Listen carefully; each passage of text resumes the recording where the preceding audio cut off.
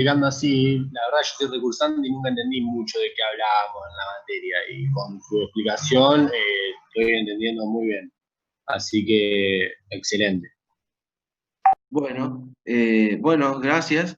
Eh, entonces, para los demás chicos, pregunten lo que esté flojo.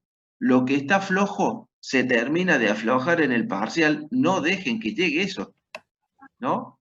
No dejen que llegue el parcial. Este, tienen mi mail ustedes, creo. Yo entiendo que tienen mi mail. Tienen que sacarse las dudas de encima porque si no me parece que le va a ir mal. O sea, la idea es que les vaya bien. ¿Tienen más dudas para evacuar acá? Así. Profe, la parte gruesa en el gráfico sería la que está en gris oscura, ¿verdad? Dame un segundito. Dame un segundito. ¿Cómo me decías? Ahí en el gráfico que estamos viendo en la imagen, la parte gruesa sería la gris oscura, ¿verdad? Claro, exactamente. En esta parte gruesa sería, fíjate vos que ahí eso negro que está arriba es la parte superficial de la pieza, la que se ha enfriado rápidamente. Por lo No se está tanto, viendo ahora. ¿no se está viendo? Ah, denme un segundito. ¿Se ve ahí? No.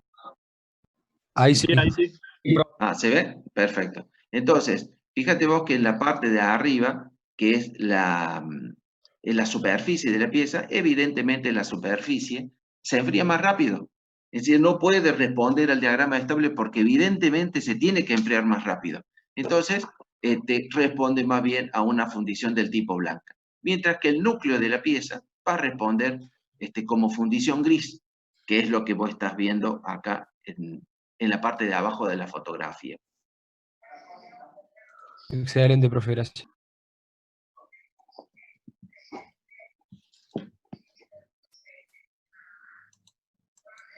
Bien, denme un segundito, chicos, por favor.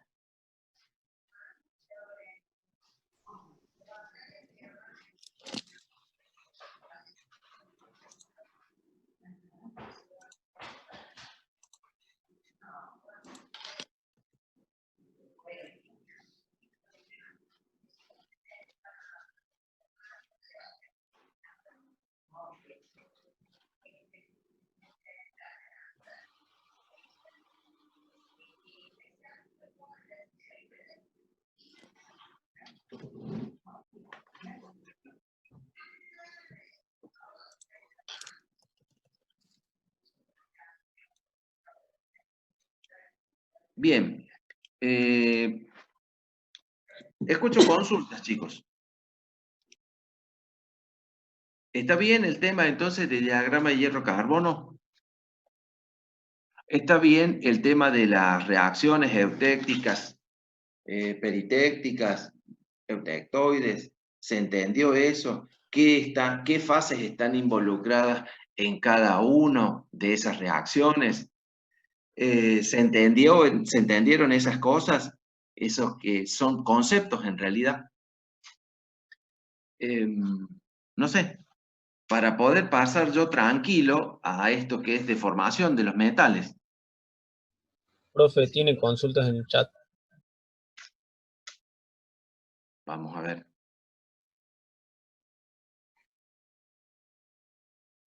Profe, ¿puede nombrar todos los temas que entran al parcial desde que comenzamos, don Tomás?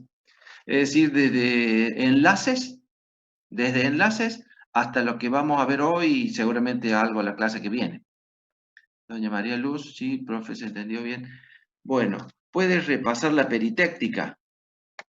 Bueno, vemos la peritéctica. ¿Se acuerdan que a la peritéctica básicamente le habíamos... ¿a dónde andar ahora?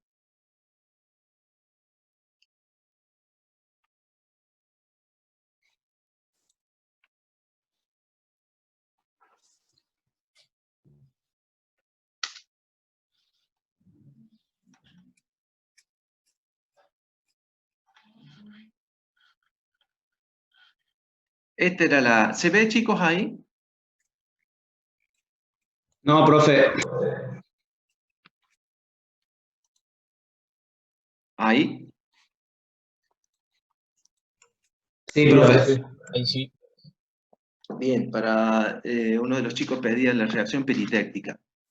Esta reacción peritéctica involucra un líquido, un sólido, que a una determinada temperatura y composición van a pasar a formar otro sólido distinto, que es lo que ustedes veían acá en esa no ecuación, pero eso es lo que sucede. Es decir, hay un líquido, ¿no es cierto? Está acompañado por un sólido que se está formando a partir de ese líquido, pero llegada a una composición y a una temperatura, que sería la composición peritéctica y la temperatura peritéctica, esas dos fases, ¿no es cierto?, reaccionan para formar una sola, que en este caso sería la solución sólida. En el caso del hierro-carbono, del sistema hierro-carbono, tenemos un peritéctico allá arriba, como los 1480 grados, que básicamente no lo utiliza, no es utilizado, eso se sabe que está, pero industrialmente se utiliza poco, porque el hierro allá arriba no lo utilizamos nunca. Es decir, que la reacción peritéctica para el sistema hierro-carbono no es muy importante. En cambio, para otros sistemas sí. Es simplemente la reacción peritéctica que tendrá la importancia que tenga. Pero para el caso de las aleaciones de hierro y de carbono, como es que les estoy explicando yo, no tenían demasiada importancia. Profe, ¿y qué material se forma en hierro-carbono? Viene cuando usted hay un líquido, el líquido es líquido y tenemos una solución sólida delta, que es el hierro delta, ¿sí? ¿Se acuerdan del hierro delta de cuando nosotros hablábamos de hierro puro? Bueno, el hierro delta también es una solución sólida de carbono en hierro, y a la temperatura de, creo que es de 1486 grados aproximadamente, y en 0,17% de carbono, ambos reaccionan y se forman lo que nosotros conocemos como austenita o hierro gamma. Eso es lo que sucede en el diagrama de hierro-carbono. Y como sucede a tan alta temperatura, básicamente los metalúrgicos no le damos mucha bolilla, pero porque en el sistema no tiene demasiada importancia, pero en otros sistemas sí. ¿Me entendió? Sí, gracias, profe. Bien. O sea Más que el dudas. sólido, profe, Sí, o sea que el sólido después de una reacción peritéctica sería la austenita. exactamente. Lo Ok. que resulta de esa reacción peritéctica es la austenita. Exactamente. Y la austenita, bueno, para abajo va a empezar a enfriarse una vez que se formó, se va a enfriar, se va a enfriar, se va a enfriar, y hasta que, ¿no es cierto?, toque la curva, un poquito más abajo de los 910 grados. Cuando toque esta curva, a ver si la vemos acá, cuando toque esta curva, o sea, la reacción, la austenita se va a venir enfriando, y cuando toque esta curva va a comenzar la transformación de austenita en ferrita. ¿Estamos? Bien, se ve que no me van a contestar. ¿Podemos empezar con el otro tema entonces? Sí, profe. Sí, profe. Sí, profe. Perfecto.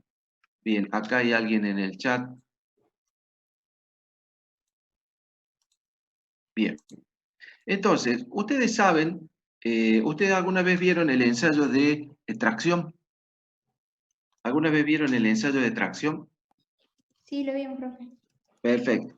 En el ensayo de tracción, ustedes, que es un gráfico del ensayo de tracción, es este. ¿Lo pueden ver bien? No, Profe, no se está viendo. No, No profe. se ve. Perfecto, no se ve. ¿Ahí?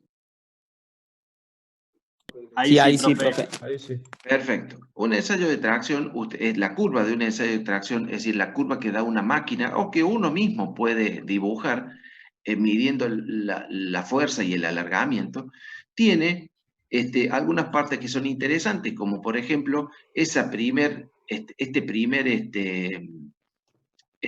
tramo de la curva, que nosotros lo denominamos periodo elástico o zona elástica, en donde la carga, ¿no es cierto?, no alcanza a producir una deformación, pero al retirarla la carga, esa pieza o esa probeta, en ese caso, devuelve a la longitud original.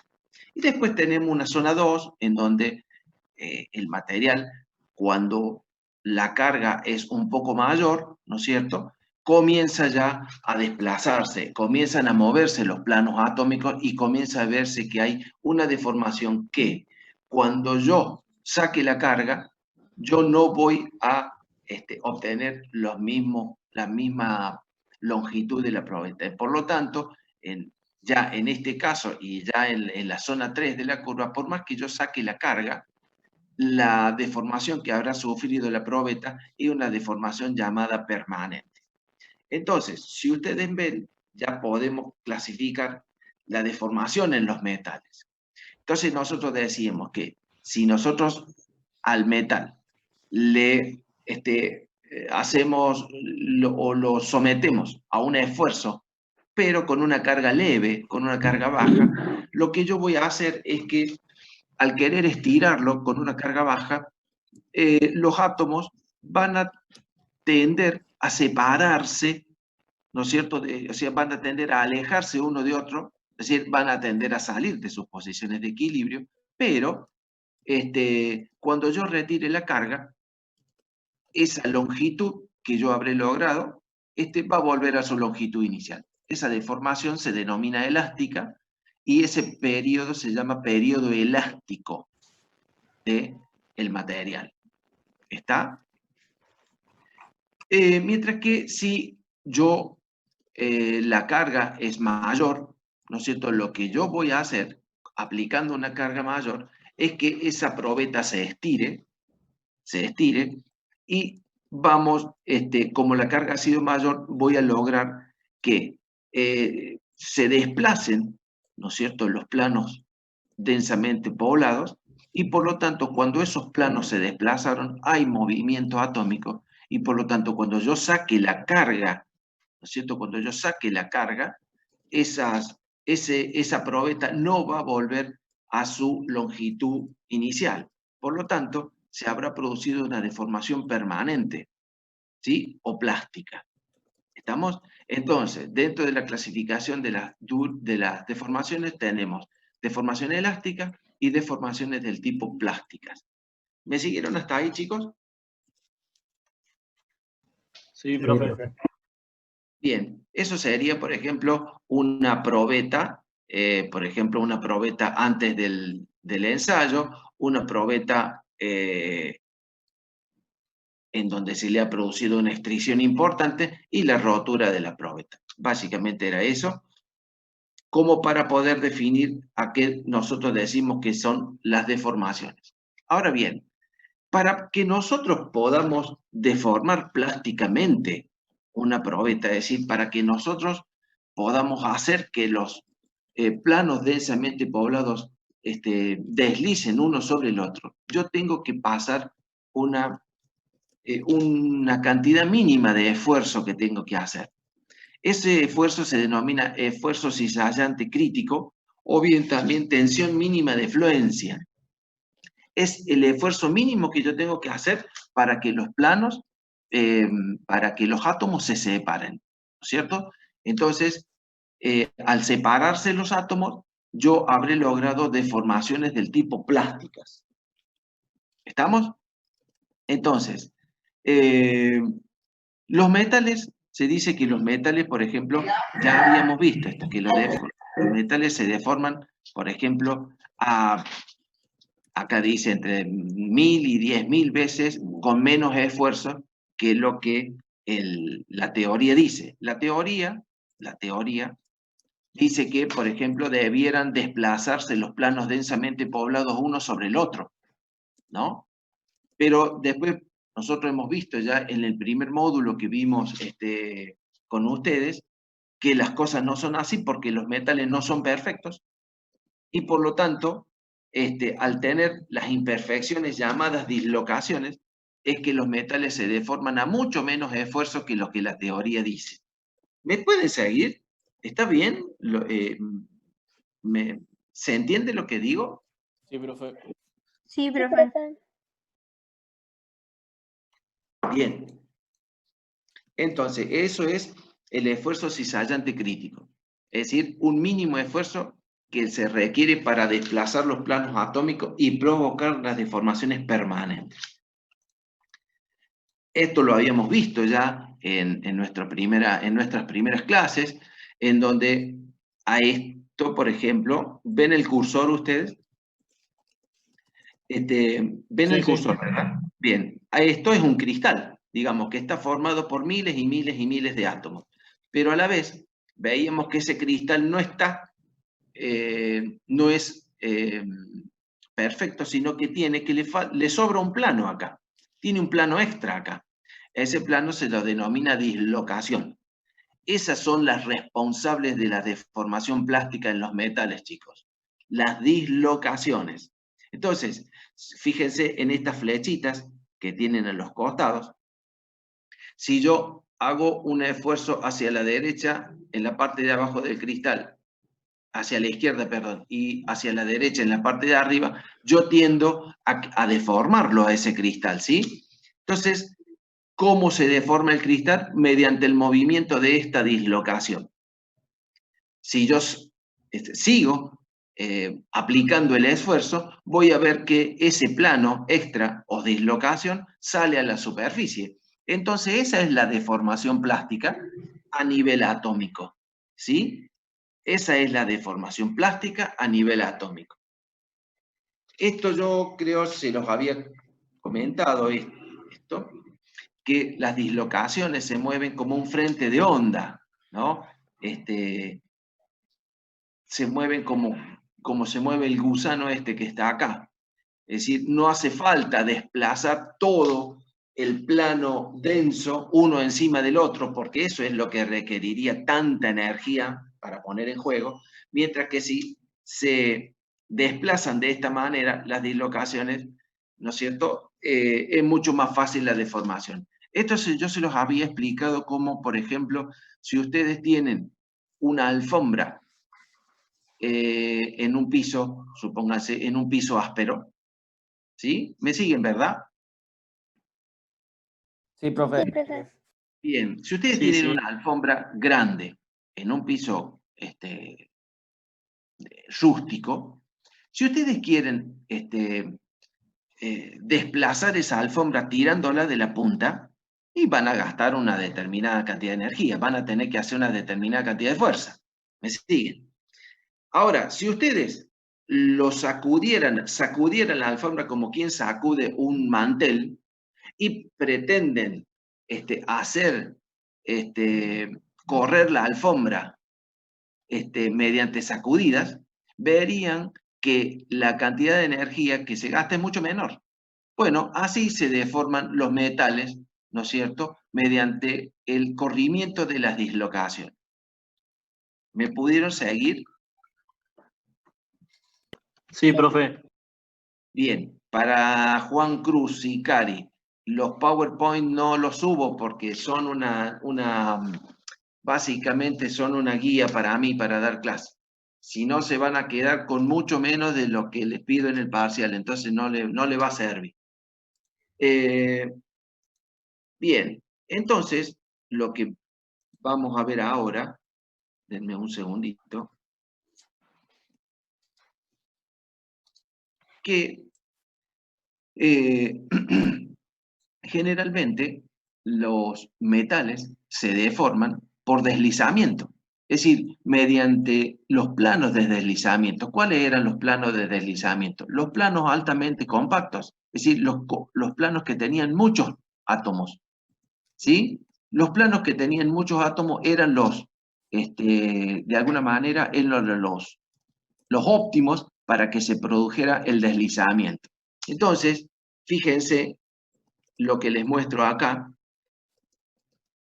Si los planos están compactos, pueden ver esta filmina, ¿verdad? Sí, Pueden ver profe. la filmina, ¿verdad?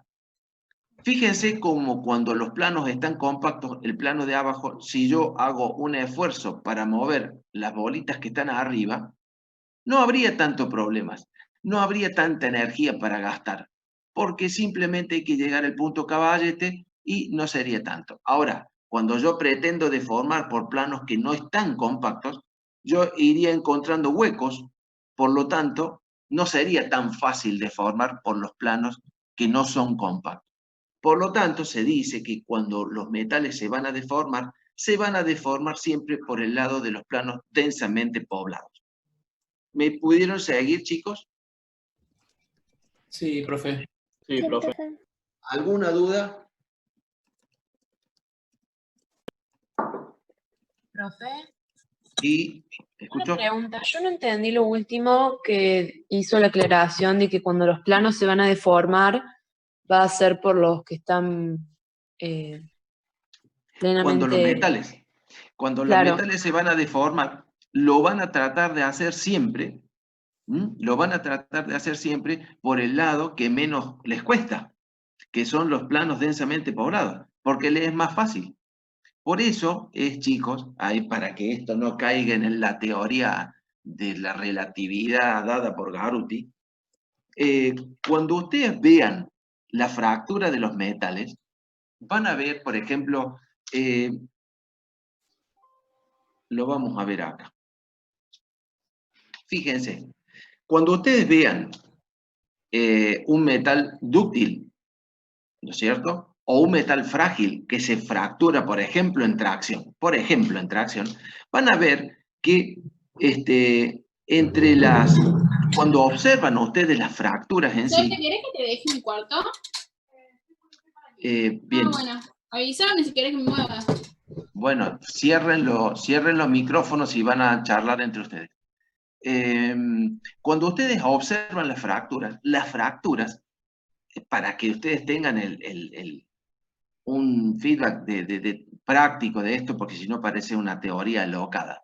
Cuando ustedes observan la fractura de los metales, fíjense que en la fractura siempre hay un ángulo muy cercano a los 45 grados en los planos de la fractura.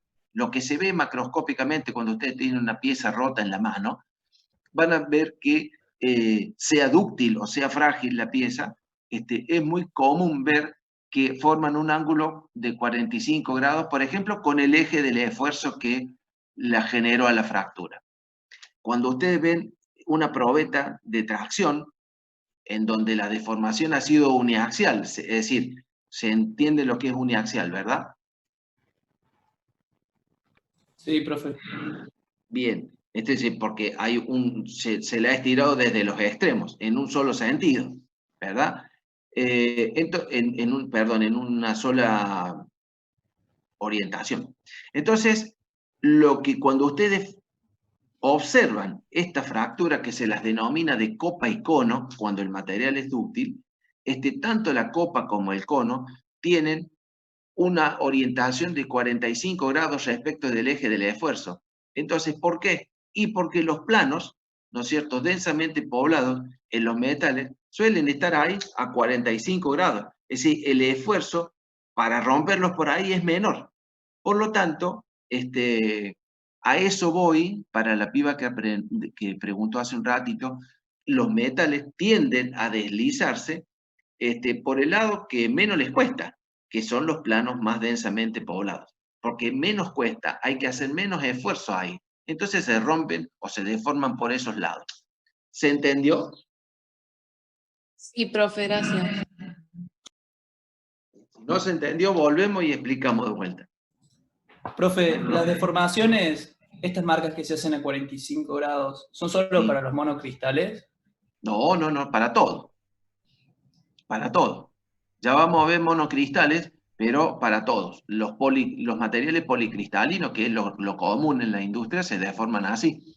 Yo no sé si en el mismo ensayo de tracción, yo no sé si ustedes han visto en el ensayo de tracción que, por ejemplo, para los aceros dúctiles, los aceros como el 1010, o el cobre o el aluminio, materiales dúctiles, a los 45 grados les aparecen las bandas de Lüders. Yo no sé si lo han visto a eso. Generalmente los técnicos ven mucho eso, no sé en este caso cómo están, pero aparecen pequeñas deformaciones durante la deformación en tracción. Por ejemplo, acá comienzan a aparecer deformaciones a 40, es decir, a ver, sí, pequeñas deformaciones, pequeñas marcas de deformación a 45 grados por acá. Lo ven al cursor, ¿verdad? Sí, profe. Bien, comienzan a aparecer esas pequeñas marcas, esas se denominan bandas de Lüders. Bueno, ¿por qué están a 45 grados? Más o menos. Y porque los planos están densamente poblados en los metales, ¿no es cierto? Agarra por ahí porque es más fácil deformar por ahí.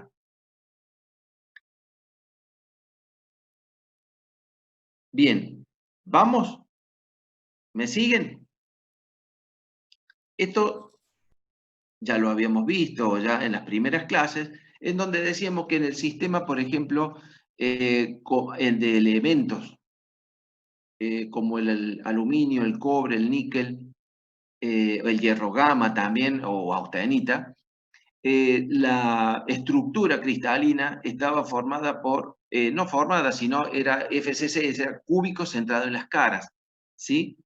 En donde lo que tiene esa estructura es que tiene 12 sistemas de deslizamiento. Es decir, si nosotros decimos que los metales se deforman por el lado de los planos que pueden deslizar fácilmente, si esta tiene 12 sistemas de deslizamiento, está claro que estos metales son dúctiles. A eso es lo que apunto yo. No me interesa a mí si los planos compactos se cortan a 3/4 partes de la cara interna, ni no sé de qué. Lo que sí me interesa es que si ustedes dicen, che, mira todos los planos de deslizamiento que tiene esto tiene que ser dúctil. Es decir, poder concatenar los conocimientos que ustedes van adquiriendo. Entonces, si yo digo que tiene tantos planos compactos y direcciones, es porque el metal va a ser dúctil a la deformación. Es decir, yo lo voy a poder deformar fácilmente. Después tiene otras consecuencias eso, como por ejemplo, que toma acritud fácilmente y demás, pero básicamente el cobre, el aluminio, la plata y el oro que tienen esta estructura son altamente deformables. ¿Me siguieron? Sí, profe. Sí, profe. Bien, perfecto. En el caso del hierro, por ejemplo, que es uno de los más conocidos con estructura cúbica centrada en el cuerpo, se dice que no tiene planos compactos el hierro, pero sí tiene, lo mismo tiene 12 sistemas de deslizamiento. ¿Es dúctil el hierro? Sí, es muy dúctil el hierro y de hecho, chicos, ustedes ven de todas las cosas que se fabrican con hierro y básicamente no se fabrican con hierro sino con acero, ¿sí? El hierro es el hierro del laboratorio, ¿sí? El hierro como mineral, hierro puro, pero de lo que se conoce, que ustedes conocen, es todo acero, acero de bajo carbono, de medio carbono, de alto carbono, pero acero. Entonces, perdón, el hierro también es dúctil, un poco menos dúctil que el cobre, en este caso, pero bueno, es dúctil también. En el caso, por ejemplo, del magnesio, que uno y del titanio, que son dos elementos que se utilizan muchísimo por su bajo peso, ¿no? Las estructuras cambian, digamos, tienen una estructura hexagonal, compacta, y no es tan, en este caso tiene 3 direcciones de deslizamiento y un solo plano denso. Por lo tanto, se entiende de que no es tan dúctil. Por ejemplo, el magnesio, el zinc y el titanio no son tan dúctiles no son tan dúctiles como el cobre, la plata y el oro, por tener, ¿no es cierto?, menos planos densos de donde puede provenir el deslizamiento. ¿Me pueden seguir con eso? ¿Se entendió lo que dije? ¿Cómo Sí, vamos? Bien. Acá había alguien hace un ratito que preguntaba de monocristales. Esto es un monocristal, una fotografía de un monocristal. Los monocristales, si bien se utilizan y demás, ya en algún momento les comentaba que los israelíes, por ejemplo, para los álabes de turbina de los aviones caza, a los álabes los construían con monocristales, por una cuestión de creep, ¿sí? Para evitar el creep. El creep era una deformación lenta a elevada temperatura, es decir, la pieza con temperatura y sometida a la tensión comienza a alargarse de a poco. Eso en una turbina es catastrófico, ¿sí? Si se alarga de más, es catastrófico. Entonces, bueno, cuando se tiene un monocristal, eso no sucede tan fácil. Entonces, bueno, ellos habían logrado hacer álabes de turbina de monocristal. Fíjense que hay este trozo de zinc que ha sido deformado. Todos estos escalones que se le han formado a este monocristal no son otra cosa que la suma de dislocaciones que han aparecido a la superficie de ese monocristal, ¿sí? Eso entonces es deformación plástica, claro, porque es la suma de dislocaciones que han aparecido a la superficie de ese monocristal. ¿Pudieron seguirme con eso? Sí. Sí, profe. Bien. Bien.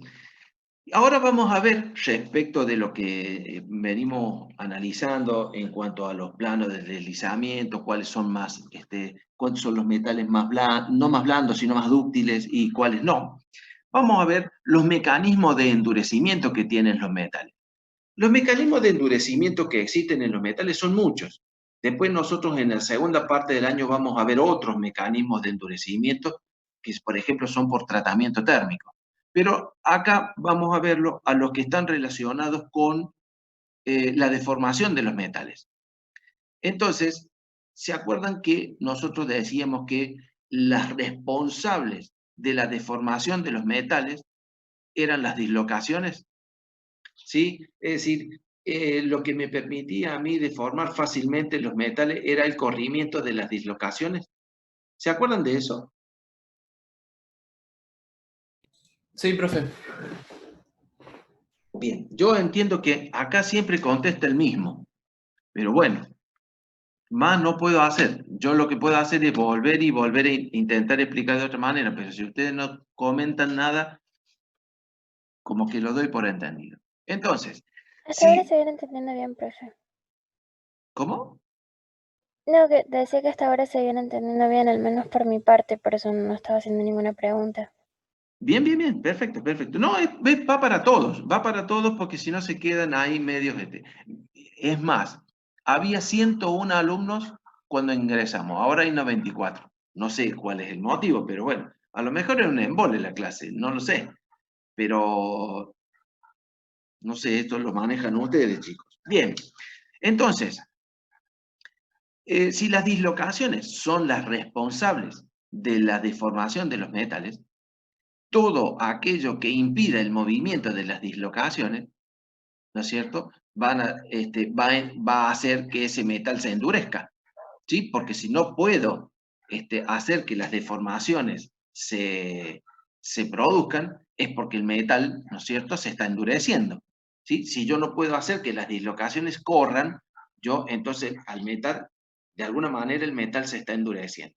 Entonces, vamos a ver que hay mecanismos por los cuales los metales pueden adquirir dureza, ¿sí? Algunos son de altísima utilización en la industria, otros no tanto, pero todos se utilizan. Entonces, ustedes van a ver, por ejemplo, endurecimiento por deformación en frío, endurecimiento por límite de grano, y endurecimiento por solución sólida. Esos son los 3 mecanismos que están relacionados con la deformación de los metales.